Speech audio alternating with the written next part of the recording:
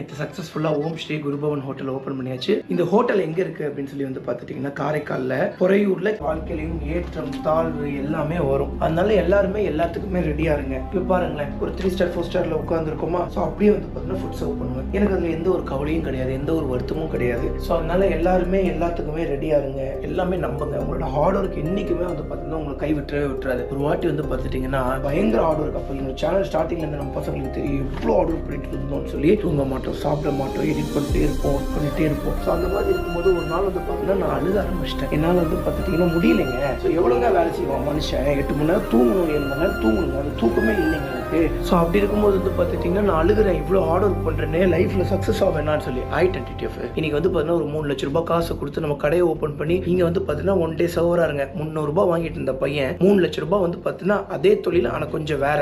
அப்படிங்கும்போது இது எவ்வளோ பெரிய வளர்ச்சிங்க, சக்ஸஸ் ஆகிட்டுங்க. அதனால ஹார்ட் ஒர்க்கை விடாதீங்க.